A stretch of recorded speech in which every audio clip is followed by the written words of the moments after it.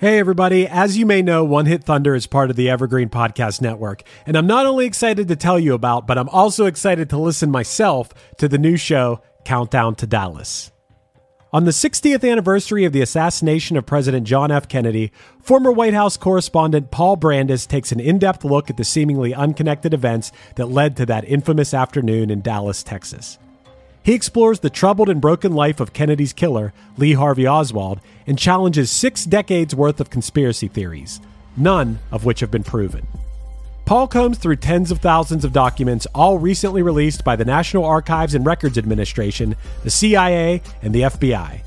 Paul's findings take us back to 1939 to explore the transient childhood and often violent teenage years of Oswald, a man who was focused on becoming famous by any means. The first few episodes of this podcast are out now, so subscribe to Countdown to Dallas today in your favorite listening app or at evergreenpodcast.com. It's time to get your checking account to zero with free checking from PenFed. That's zero ATM fees, zero balance requirements, and zero time spent waiting for your paycheck to direct deposit because you can receive it up to 2 days early. Open your account with just $25 and see how big zero can be. Apply online today at PenFed.org/free checking. Early direct deposit eligibility may vary between pay periods and timing of payers' funding. To receive any advertised product, you must become a member of PenFed, insured by NCUA. One hit is all you need to make the money guaranteed, and you can live off royalties forever. And it makes me wonder, is it just a wonder, or is it one hit thunder? All right, so Matt, today we are here as a special bonus episode. Obviously, Green Day are not one-hit wonders, but we're going to talk about them anyway. And here's something I'm going to tell you, though. They're obviously not one-hit wonders, but if you are going just by, like, our definition of a one-hit wonder or whatever, like that top 20, they're pretty close. They're, like, surprisingly close. I looked into it. I thought they were going to have, like, 10 songs that were in the top 20. They really only have 3, one that barely got in the top 20, which was actually a surprise that was even that close. But do you know what their biggest song ever was? I mean, I would guess that Time of Your Life is probably one of those 3. But dude, Time of Your Life is not even one of the, I'm looking now. Yeah. Time of Your Life is not even one at all, unless, this Billboard website, it goes back to the 90s and stuff. No, it goes back to the 90s. That's insane, because that's a song that you feel like that was like a cultural milestone song that was like the end of Friends and Seinfeld. Dude, that can't be right. Time of Your Life was never in the top 100. That can't be right. Who knows? But I'm going to guess, I feel like it's similar to like the Weezer Beverly Hills thing, where it's like a later career song is like their biggest song on the charts. And I'm thinking it's probably going to be something off of American Idiot, like Boulevard of Broken Dreams or Wake Me When September Ends. Well, I looked it up real quick. Good Riddance Time of Your Life became a chart hit, peaking at number 11 on the Billboard Radio Songs chart, but it says nothing about the Hot 100. So maybe that's insane. Maybe it was just a time when pop music was dominating or something, or it's wrong. Regardless, what I found was what was your guess as the highest charting song? I said it's probably one of the big singles off of American Idiot. So like Boulevard of Broken Dreams or Wake Me Up When September Ends. Which one? One of those. Which one was the highest? I'm going to say Boulevard. Boulevard was huge. You're right. That was their highest charting song ever. It went to number 2 in 2005. Wake Me Up When September Ends went to number 6. And the only other song, as far as the Billboard website goes, was Holiday, which went to number 19. Okay. And I couldn't believe that, Time of Your Life isn't. I mean, I don't know. So we're going to get into this a little bit too, because not only are we going to talk about, this new album came out. Yes. I got to go to the record release show in New York. Dude, how many people were there? It was like 500. It was 500 names picked and 2 tickets per person that was drawn. So 1,000 people. Yeah. In this small, literally the size of the Thunderbird was where I saw Green Day. Possibly smaller. Yeah. Was it awesome? I mean, I want to know. Tell us about that first. What was that? You went to a Green Day, to a small Green Day show on the day their album came out. That's pretty wild that you were there. And it was my first time seeing them live. I'd never seen them live. They're one of my probably 5 favorite bands of all time. My girlfriend sent me this link because we were trying to go see them during this arena tour that they're doing with Rancid and Smashing Pumpkins, and the ticket prices were just too insane. Mm-hmm. But SiriusXM was running a contest because they just launched Green Day Radio, and we both entered into it, and my name was the one that got drawn. So we went. I got choked up as soon as they started playing American Idiot. Like, that was the first song of the set. And it was like this realization of like, oh my God, this band has meant so much to me for close to 30 years of my life.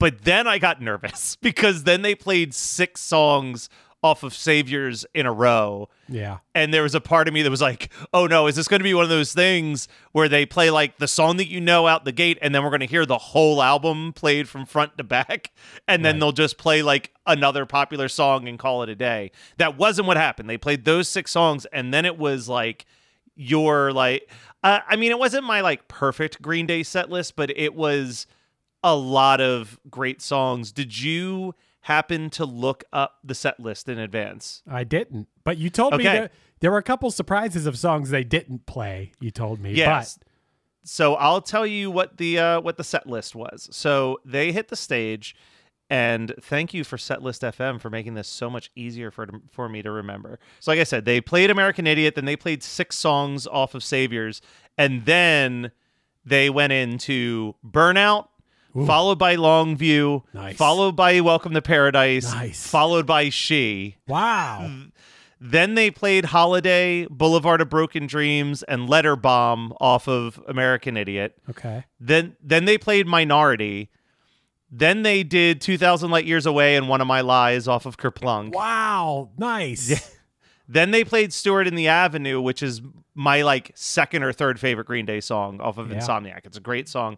Then they played Christy Road off Kerplunk. Then they played Brain Stew, but they did something really cool, which is like Brain Stew normally leads into Jade It, but they actually made it go right into St. Jimmy from American Idiot, which is like the exact same energy as Jade It, so it worked. They played Warning. They played Revolution Radio. They played Basket Case. And then they closed with Homecoming, which is like the 9-minute song from American Idiot where all 3 members have a lead vocal part. And then they end it with What's Her Name, which is the last song on American Idiot. So we didn't get Good Riddance. We didn't get When I Come Around. We didn't get Nice Guys Finish Last. We didn't get Hitching a Ride or Redundant. We didn't get Know Your Enemy. Like, there was some pretty big... No Scattered. Yeah, no Scattered. Scattered, Where We Rock, and JAR are like all among my favorites of all time. So we didn't get any of those. But a lot of my friends, Matt Milligan is one of them. My friend Matt Howard, who was in my high school punk band, they're like Green Day diehards. So they both messaged me almost identical text messages, which was... Text message 1 was, holy shit, you got to hear Stewart in the Avenue live. They've only played that live 12 times in their entire career. Wow. And then the second one was, you may have been at the only show that Green Day's ever played where they didn't close with Good Riddance. Wow. So it's kind of like, okay, we got to see some cool stuff. Now, my girlfriend has been to a lot of these pop-up shows. So she says, like, it is like, you never know. Like, you could go and it would just be like a short hour set of deep cuts, or it's like the normal 3-hour Green Day live show experience, or like what we got, which was like a weird hodgepodge of all of it. What I thought we were going to get, this was my like low key suspicion, it didn't turn out to be the case, is that they just announced that this tour, they're going to be playing all of Dookie and all of American Idiot, and then still peppering in like songs off the new album and all of the other fan favorites. So they're playing like a 3-hour set. I thought that they would treat this show as like a pseudo practice, and we would get a lot of the songs from Dookie that they don't normally play live. Right. You know what I mean? Like, I thought we would get like Coming Clean and In the End and Pulling Teeth and like some of the ones that probably aren't regulars for them in their set. So I was, you're hyping yourself up before a show of like what you might hear. So It is what it is. And I think that it's important that we start there because I think that there's 2 or 3 songs on Saviors that people are going to be lukewarm to that I'm really going to like just from how fun it was to hear those songs in a live environment. Because I think you know this, even being in a band, there's certain songs that I'm sure even as Punchline, you think this song is so much more fun live than we could ever get it to sound in a studio, right? Okay. Like, and there's a handful of those, and what kind of triggered this was Holiday. Holiday was a song I always kind of liked, but having now experienced that song with like an amped up crowd screaming along with all the like background vocal parts, I'm like, okay, this song fucking rules. Like the part where he does like the speech from the president segment, like hearing the crowd yelling the like, don't criticize your government, like from like the crowd and stuff is like, okay, this song's pretty cool actually. Like it's got a pretty badass call to arms type vibe, and American Idiot is definitely like Green Day becoming really politically minded. Like not that they weren't always to a certain extent, but this was like the whole Bush thing had really pissed them off to the point that they wrote a whole album about it. And I think that Saviors really feels like a sequel to that ethos in a lot of ways. It's a very like if American Idiot and 21st Century Breakdown was their fuck George Bush albums, this definitely feels like their fuck Trump and MAGA album. Right. And once again, you see those news stories. We're doing this the day after it comes out, but you see like people being like pissed about it and stuff. And it's once again, it's like that Rage Against the Machine thing where you want to be like, what are you talking about? Green Day has always felt this way. What do you mean? And I got to say that we got to give Green Day some flowers here because I'm going to give some critiques in this episode. We're going to talk about the new album. I'm going to give some critiques because honestly, from a musical perspective, I kind of fell off on Green Day a long time ago. I'm just going to be honest here. I never have. I'm coming from it from the dude who like bought every album, and even the albums that people hated, I would like try to find some things to like about it because I don't know. They were my band. They were my first favorite band. It's hard to break up with those bands. Let me clarify. I by no means hated Green Day at any point. Always liked Green Day. It's just the style and stuff kind of fell out of what I was listening to or interested in. It's like I've heard a lot of 3-chord punk rock. I like that they really went for it. On American Idiot, they really went for it with a lot of like, orchestral arrangements and all kind of cool stuff. It's almost like a Queen album at certain elements. Yeah. I like that. And also, I got to say, where I was having this argument among friends at band practice actually the other day about Green Day. And the argument of, can a band when they're so big that they're playing arenas, can they still write good songs or like songs that I want to listen to is the question. And we were going back and forth. I was kind of on the side of like, not really. If you're a famous multi-millionaire, you don't have the problems that the average person does. And then I got some pushback against that because, which is a good point. Hey, no matter how rich or famous you are, you're still going to have people you care about dying. You're still going to have relationships fall apart. You're still going to have these things. Money doesn't change everything. It might, but I guess I'm always looking at it as like, what's the big deal? If you're rich, you can just like do whatever you want all the time. But that's what it comes down to, right? Like Wake Me Up When September Ends is one of their biggest songs. And it's literally, when you really read the lyrics, it's a sad song about his dad dying and how he didn't know how to deal with that. Like, right. Like $1 billion can't take that away. You know okay. what I mean? I'm probably wrong for being on the side saying no. I will concede that I am wrong. But do you somewhat agree? No, I somewhat agree because I was going to say, one of my favorite people to reference is always Chuck Klosterman, and he has a really great book where one of his chapters is about Rivers Cuomo, and he makes this argument in the book. And this is kind of tied to what you're talking about and kind of not, but hear me out on this journey. He talks about how people complain that after Pinkerton, Weezer didn't write songs for their audience anymore. And he was like, I don't think Rivers Cuomo was ever writing songs for his audience. I think Rivers Cuomo has always exclusively written songs for Rivers Cuomo. and there just happened to be these 2 albums in the beginning where you guys were on the same track. But like, how many of us can relate to a guy who at the peak of rock stardom dropped out of being in a band to go to Harvard and also actively gave up sex for 6 years? Like he's not writing songs that we can relate to because he's not a human being that we can relate to anymore. That's a pretty good point, and that's kind of my point. And I don't know, let me ask you this. Maybe you probably be more open-minded to this, but can you name a band that has achieved, like, I'm talking stadium level fame or whatever, that still writes songs that you feel on an emotional level?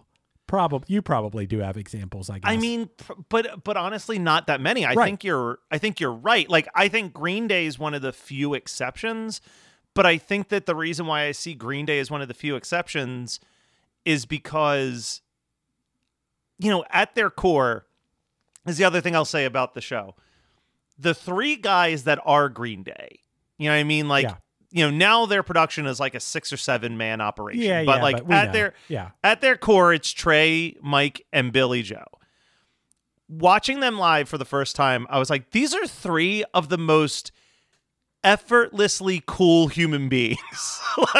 Like you just watch them on stage and you're just like, they're just cool, right? And like, I don't think that there's a lot of other bands that sell out arenas that do as much stuff as Green Day does to not just be an arena band. You know what I mean? Whether it's, you know, doing the Subway performance that they did this week, you know, doing this, like, instead of being a big elaborate record release show, it being a small club private thing for diehard fans, or like the fact that they just keep making up fake band names and playing essentially dive bars in LA.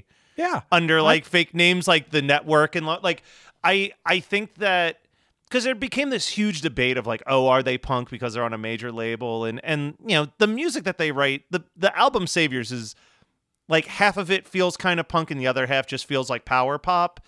But you can tell that the 16-year-old kids who loved playing in Gilman Street have never gone away in those 3 dudes, and that they do whatever they can to stay tied to that. And I think that that's the biggest reason why they're one of the few arena bands that can still write relatable songs, is that they really put in the effort to not get so big that they can't relate to people anymore. Yeah, and they're going out and they're playing Dookie, and I think that's awesome. Hey, man, what I was going to say, if they're so huge that I feel like I have some sort of disconnect from them on an emotional level, I got to say, I got to give them tons of props. Some people might complain about this. I love that they speak out against Trump and stuff like that. Like, you could very easily just sit back and be like, oh, I don't want to rock the boat. I think that's cool. I think that's awesome that you know, Billy Joe's out there speaking his mind, and I really like that. I got to say,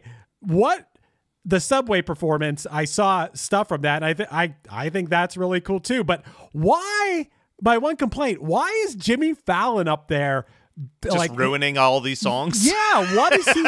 Somebody get him the fuck out of there. Somebody get that guy the fuck out of my life. Like, so when that video came, like when those videos came out, I sent it to a bunch of people and I was like, look, Jimmy Fallon, like, thank you, I guess, for setting up this little publicity stunt. You don't need to be up there singing backup vocals and banging on a tambourine. Yeah, like he said, I didn't know he set it up. He set it up. It was through his show, but still, just announce, like, do the fake cover song with you as the lead singer of the band, then say it's Green Day, and then get the fuck out of the way and let the band just do their. I know it's like people have been complaining about this for 10 years. I'm so over Jimmy Fallon inserting himself into every element of every guest on his show. Annoying. It is extremely annoying. Like, imagine if he had a stand-up comic there and he was just up there doing bits with this. Like, no, just let the person do what they do, and the fact that you've created a platform for them to do that thing should be enough. Yes. Yes, if Jimmy Fallon would have set that up to let that happen and stood back and watched the band and enjoy, here's a cool thing for Jimmy Fallon to do: stand with the fans and rock out to Green Day. I would say, if he did that, I would say, oh, Jimmy Fallon's cool as hell. Look, he's moshing in the subway. I would say, that's cool. Jimmy Fallon, you stand up there like an idiot banging on a, whatever. You're ruining Basket Case with your goddamn tambourine solos. Yeah, so stupid. Why? That guy, he needs to go. He needs. Yeah, no. I don't see the appeal. He needs to go. That's never seen something the I will appeal. rail on this episode. No, 100%. Especially because you and I are both such diehard Conan fans. Like him taking over the Tonight Show after Conan got royally screwed out of the Tonight Show was like insult to injury to me, because I'm like, Matt, what? How about one more thing? How about the fact that Jimmy Fallon had Trump on his show and was playing ruffling with his hair? Yeah. Like, you didn't help anything, Jimmy Fallon. Thanks a lot. Like, you just tried. You helped normalize the guy. Get enough, Jimmy Fallon. For real. No, we're over it. Yeah. I thought that he was going to be fired by now, because there was so Me much too. like negative press about him in the last year. I That's was like, right. That's good. I forgot about that. He also was an asshole to the people at his show. I forgot about that. Why? I don't. Ellen got fired, but Jimmy Fallon doesn't? Oh, my God. You got you got now you got me fired up about Jimmy Fallon. There we go. Well, okay. Well, anyway, let's get off so of this that. album comes out. Yes. And the vibe that I'm seeing anyway is a lot of people are saying definitely the best Green Day album since at least American Idiot. And I can see that. And I put it just shy. I was making like, what's my definitive ranking? And I don't think you can do the same, because I've listened to all 14 of their albums a couple times. Yeah, right. But I can do the early ones. Yeah, it was just outside of my top 5. I put it at number 6. My top 5 is controversial, so I'm not going to go into it. Well, Dookie better be at 1. Dooky's at number 2. Oh, I love on. Insomniac. Insomniac I love so much more. I love Insomniac. Insomniac's probably... Let me think about this. Insomniac's my number 2. So yeah, we're vice versa. I feel like they're basically interchangeable albums to me, because they're both perfect 5-star albums in my book. Yeah. And then I would put Warning and Nimrod kind of below that. And then it gets kind of just like they're all great, but I think you're a Kerplunk guy. Kerplunk would be my number 3, then Nimrod, then I guess American Idiot. Like, I put American Idiot pretty low. I think you should revisit Warning. I feel like you would really like Warning. Yeah, I'm not really too familiar with that album. That's the one that has like Minority, Waiting, the self-titled song, obviously Warning. Yeah. But they were trying something different. It was like half the songs were like them doing almost like a Violent Femme style acoustic punk, and that's what like a lot of people didn't like. Yeah. And then the other half of it is like the stuff like Minority and Waiting, which are just fucking good songs. Whether your resolution is to save money, eat better, or stress less, HelloFresh is here to help you do all 3. Say hello to your most delicious year yet with fresh ingredients and chef-crafted recipes at a price you'll like, delivered right to your door. This time of year, everyone, including me, is looking to revamp their eating habits. Look to HelloFresh's wholesome, health-forward options like over 30 calorie-smart and protein-smart recipes each week. I can speak for myself when I say that I want to eat healthy and make great meals.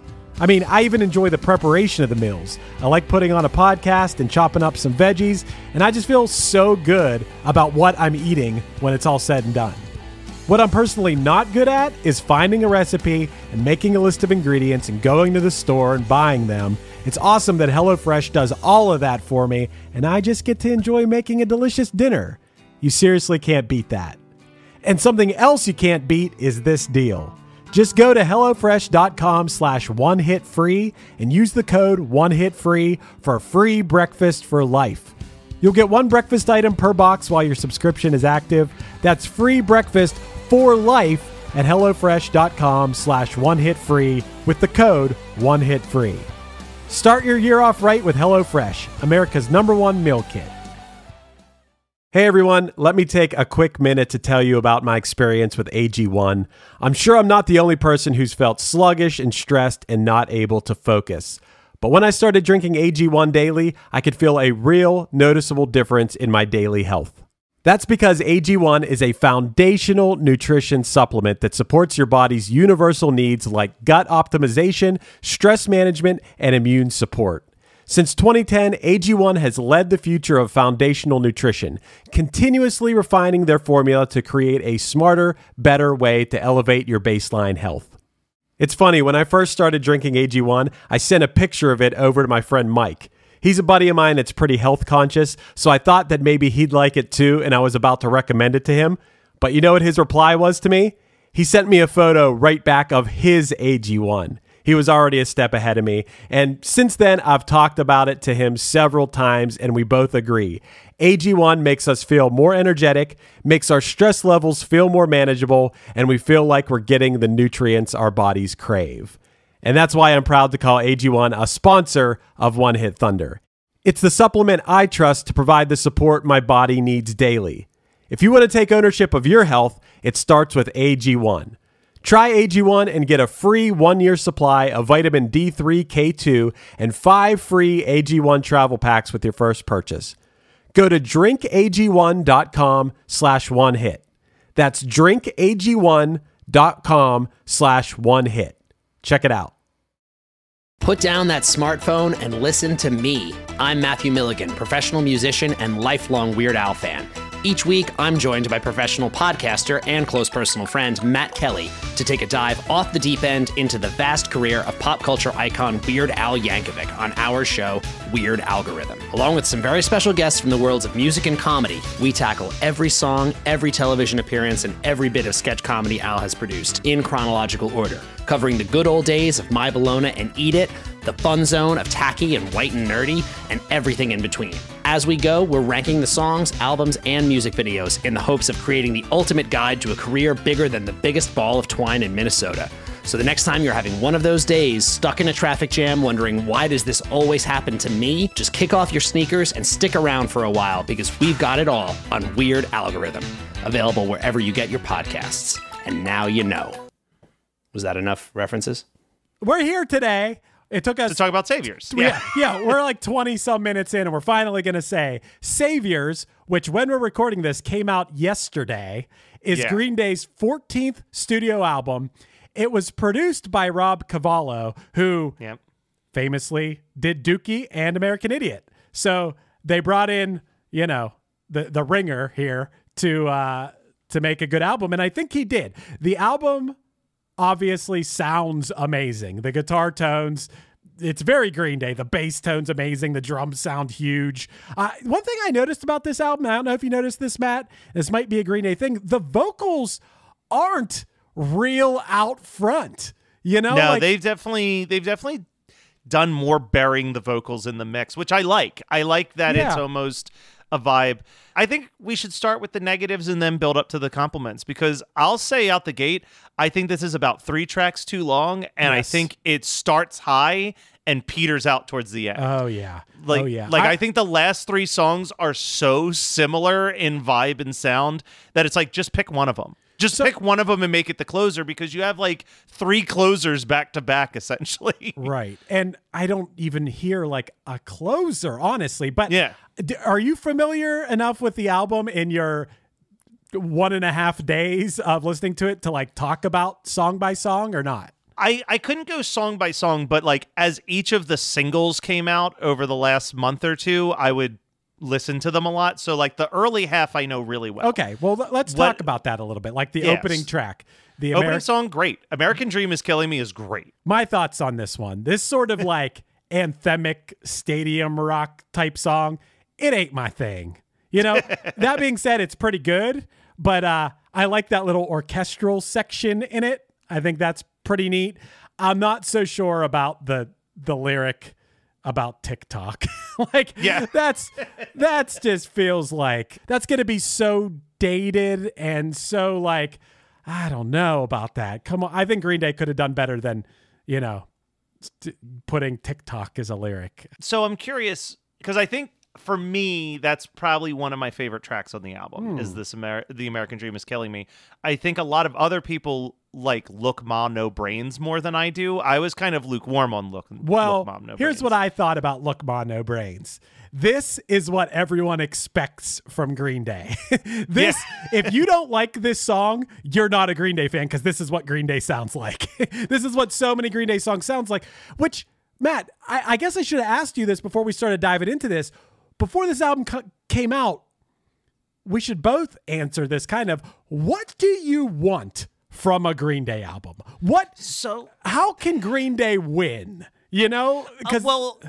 I've infamously said this about Green Day and Weezer, and I could be in the complete minority on this statement. But I think that these are two bands that get a lot of shit for a lot of the records they release. But at the end of the day, I think even some of the worst Green Day and Weezer albums are still better than a lot of other famous bands' best works. Oh, yeah. In the sense that I think Green Day and Weezer, I appreciate that they are two bands that have a 30-year career in the mainstream that are constantly trying new sounds and experimenting with stuff. And that's what I want. I want Green Day to do something different. I've said before that, like, nothing kind of upsets me more is like stuff like Alkaline Trio or Blink-182. Very often they'll do an album where they're kind of experimenting with something new and people don't immediately love it, which is understandable because you're trying out something new, but then their immediate responses to basically just like run back to what worked in the past and then just put out an album that feels like God Damn It or Enema of the State 2.0. Yeah. And just kind of play it super safe after that. It doesn't And I work. like that Green Day, it never works. It never feels authentic. This is going to sound contradictory to what's my favorite song in the album, but I like that Green Day is not a group of 50-year-olds trying to write songs that sound like they were written by 20-year-olds. You know what I mean? Like, they're dudes who are older writing songs for an older audience, and if younger people catch on to it, awesome, but like, they're writing for their audience. These songs on this album, they're still youthful, though. They are youthful. Listen, people were crowd surfing and stage diving, and we were all in our 50s and 30s, 40s, and 50s in that crowd. Yeah. But it was, I think it's just that they're not trying to dumb it down for like their audience. Like, this is just what their songs are. And you know, they put out their last album they did, Father of All Motherfuckers. People hated it. It. I thought it was fine, but it was one of those things where I was like, this should have been released under one of the many like Green Day fake band name albums, because it sounded like such a different course correct. Like, it was literally like them doing like a Hives album. Like, it was 10 2-minute long songs that had like a real garage rock vibe, and I was like, put that out as like The Long Shot or The Network or any of those other bands. I don't want that. I don't want that from Green Day. Sorry. I mean, I do. No, you're not alone. That the fans were pissed, and I think that's why people love this album so much, is that it's not that. Yeah. But this album has its moments. The third song, Bobby Socks. Now, do you know this one? You know this one? This is my favorite song on the album. Oh, boy. Well, and but here's the thing. I know that people are going to make fun of this song because it's essentially just, Weezer? Do you want to be my girlfriend? Do you want to be my boyfriend? I thought you were going to say it's Weezer. This song is Green Day does Weezer. Green Day does Weezer, but there's something about this song that I like, and I was texting other known Green Day fan and friend of ours, Matt Milligan, about it. And I was like, you know, this is going to be a song that people make fun of the most because it's the most dumb and simplistic. But I'm also like, I like that they're kind of just doing this weird, angry, slightly gender bendy throwback to like a 60s love song, right? Like, this is just like a 60s garage band love song. Yeah. Like, this is early Beatles. You know what I mean? Like, Do you want to know a secret? But changing it back and forth between, do you want to be my girlfriend? Do you want to be my boyfriend? Like, playing into Billy Joe's bisexuality in that way. Like, it's cool. And then this is the one I was talking about where it's like, I think I like this song also because like, it is so fast and aggressive and catchy performed live that I was like, oh, this song rules. Like, as soon as they started playing it, I was like, this is going to be my favorite song on the album. And then I listened to it and I was not wrong. I loved it. You're not alone in that being the favorite song in your album. You know who else's favorite song that is on this album? Whose? Our past One Hit Thunder guest and the guy who's directed all the new Green Day music videos, Brendan Walter. Really? Did you know that he directed all these Green Day videos, including the one for that song? I did not. How? That's awesome. Crazy is that? Shout out to Brendan right now that he directs all these Green Day music videos.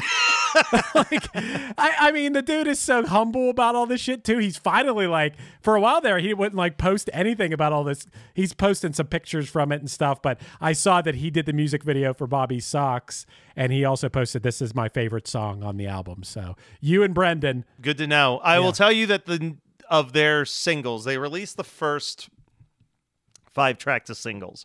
Of the singles, the next one is my absolute least favorite. One-Eyed Bastard. Dude. I mean, it's getting appropriately made fun of for how blatant it's ripping off So What by Pink, which like Green Day has had a long history of accidentally ripping off songs, whether this is Downtown bad. and Waiting. Right. Or Wonderwall and Boulevard of Broken Dreams. This one is note for note. Yeah. Bad. This is same key, same tempo. Here's what I don't understand. I understand how you could accidentally write something and not realize it's something else. How did no one notice? How did Rob Cavallo not notice? How did the label not notice? How did is someone just afraid to say something to Green Day? Like I could buy that maybe Green Day didn't notice or like what? We don't listen to Pink, or maybe it's not even like it's a deep cut Pink song. It's arguably one of the biggest songs in her career. I just don't get it. I mean, on top of that, which that should be why this song is completely discredited. It's just not a particularly good song. Yeah, it's not really a good song. I didn't understand why this was a single, right? This one's been out for a while. It kind of sounds like Holiday to me. It sounds like another version of Holiday.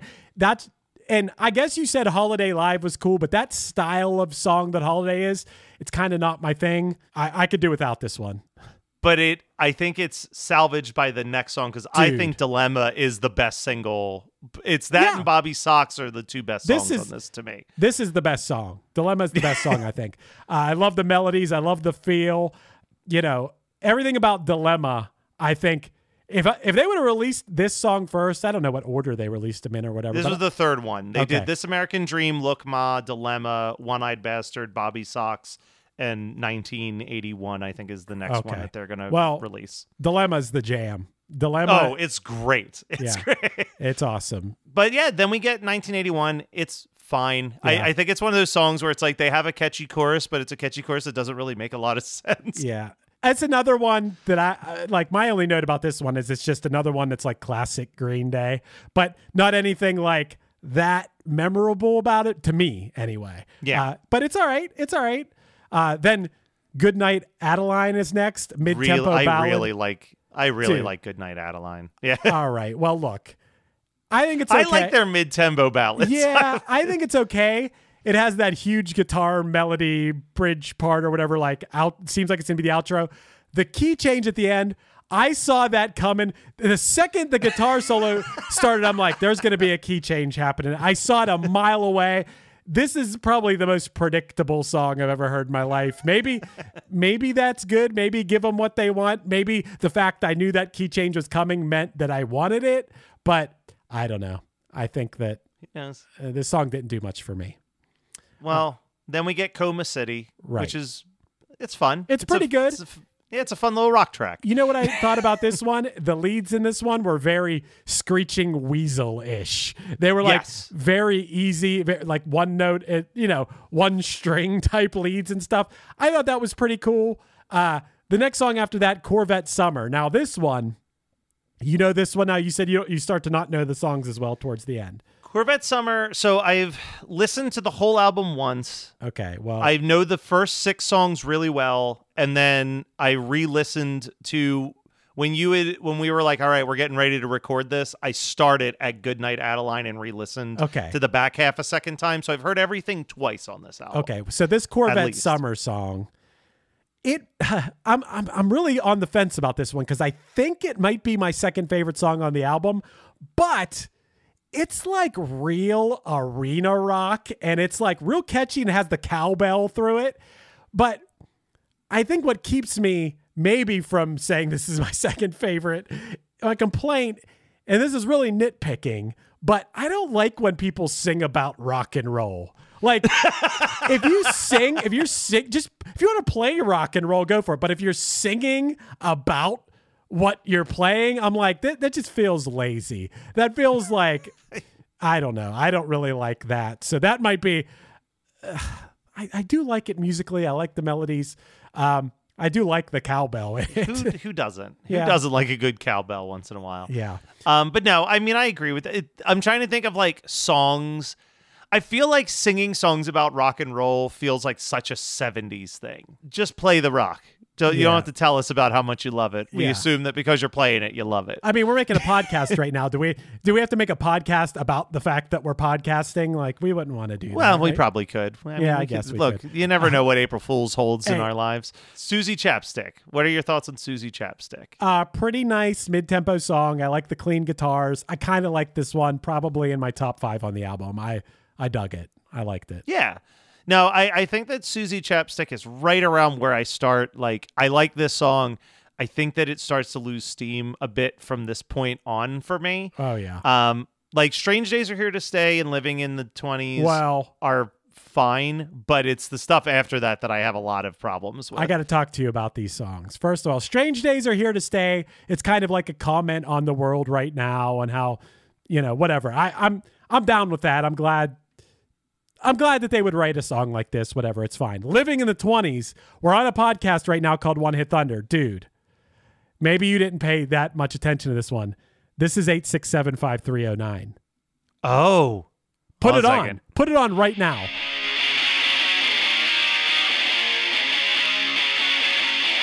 Oh, my God. Jenny, who can I turn to? Like, it's slightly different. The chords are slightly different, but it's 8675309. You didn't notice you were doing that? Yeah, probably not. No, you're right. That's rough. That's a rough one. That's on a Green rough Day. one. Dude, Father to a Son is the next song. Father to a Son is it's rough. Probably my least favorite song on the Dude, album. melodramatic. I am not interested in songs like this. I am not interested in Cats in the Cradle. I am not interested in Well, I've got bad news for you, Chris, because as I'm sure you already are aware, I feel like they wrote a song like this 3 times and put them all as the last song on the album. Yeah.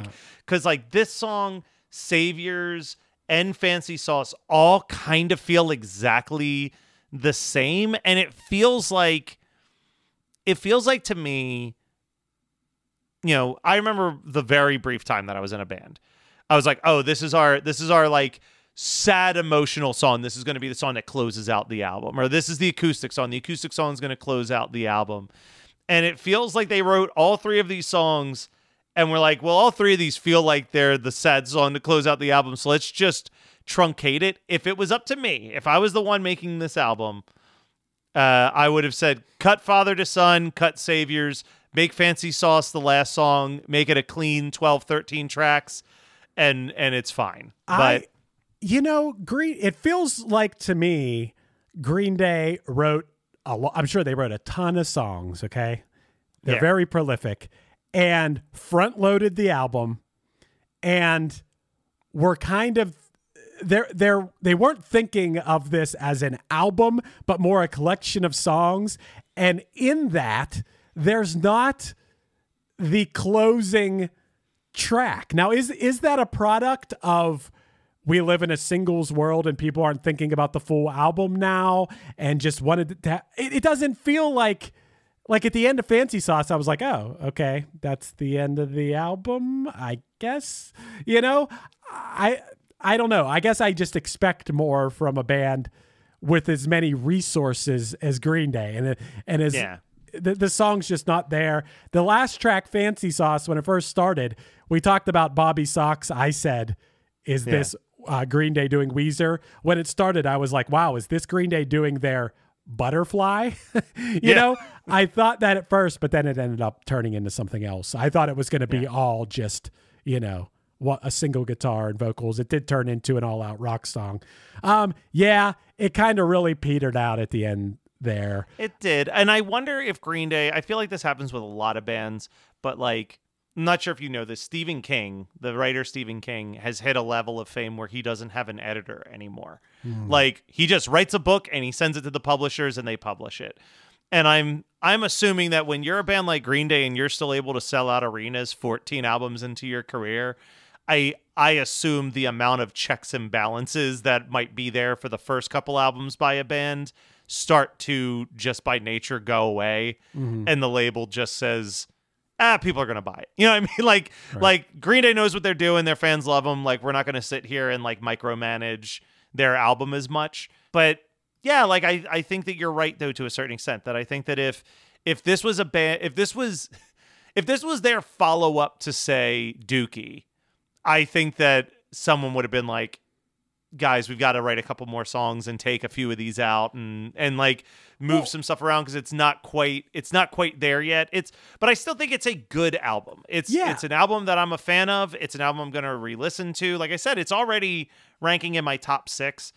It's at my number 6. I don't think it's going to bump into my top 5 at all. That's pretty locked in, but it's definitely the highest I've felt about one of their albums in a really long time. Yeah. And I'm someone who loved the Uno Dos Tres albums, which like most people hate, but but that's me. As far as that final track conversation goes, think about like how early in their career Dookie came out and they still knew that FOD was like this incredible final track. Now I'm not counting the hidden track or whatever, but I'm saying like, just for that style of song where you're just waiting and waiting and waiting, and then it was just like, it was such an amazing final track. Like, if that wouldn't have happened in Dookie and they did it now, I would think it was amazing 30 some years into their career. Maybe when I look at the track list of this song, maybe Goodnight Adeline would have been like, that would have made sense as the final track, but then maybe they realized, oh, we got to put that higher on the track list because maybe it's a possible single or something. I don't know. You never know how that works out. That's a whole other world. Well, Chris, real quick before we wrap up on our Green Day thoughts, and the people checking out this little bonus episode, Green Day's hitting the road, but there's another band that's hitting the road next weekend that listeners of the podcast might be able to check out if there's still tickets available, right? Oh, yeah. If you listen to this episode when it comes out, punchlinemusic.com or punchlion.com. We got some album anniversary for Punchline action shows coming up with Hot Rod Circuit in Hamden, Connecticut. That show's sold out. Cambridge, Massachusetts, New York City, and Philly. And that will be that's like the 25th through the 28th, I think. That's right. Yes. Yep. That is correct. Yep. And if you come to the 28th and you're a fan of One Hit Thunder, you can get a picture with both of the hosts of One Hit Thunder, because do that. because I'll almost definitely be behind the merch table throughout most of that show, and Chris will be basing it up on the stage, but there'll be enough time for you to say, "Hey, I love the show. Want to get a photo with the guys that make it happen." We'll we want to get a picture. If you listen to One Hit Thunder, we want to get a picture with you on our cameras. 100%. Yes. So Philly fans, come and say hi. And also, I mean, hell, you're going to have chances to get photos with multiple One Hit Thunder past guests, because I know for a fact Matt DiStefano is going to be at the show, and I'm sure many other Philly-based past guests. That's right. Like everybody in Punchline. That's right. Hey, Green Day Saviors, Thunder or Blunder? Oh, Thunder. Absolute Thunder for me. Thunder, certified. One hit is all you need to make the money guaranteed, and you can live off royalties forever. And it makes me wonder, is it just a wonder, or is it one hit thunder?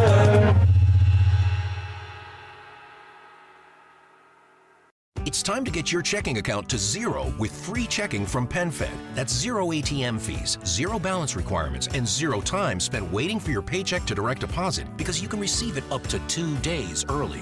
Open your account with just $25 and see how big zero can be. Apply online today at PenFed.org/free checking. Early direct deposit eligibility may vary between pay periods and timing of payer's funding. To receive any advertised product, you must become a member of PenFed, insured by NCUA. What's up, everyone? It's Joe, and I'm the host of That's Awesome with Joe, a podcast on the newly formed Sound Talent Media Podcast Network. I talk with tons of your favorite artists, managers, touring personnel, and more. Most of the time we talk about music, but lots of the time we end up talking about something completely unrelated. We laugh a lot. We do a lot of really stupid things, but also some things that are really informative and interesting. Basically, it's a podcast that I think you should listen to. Obviously, I'm biased because it's my podcast, but I think I might be into it if I wasn't the host. Check it out at soundtalentmedia.com.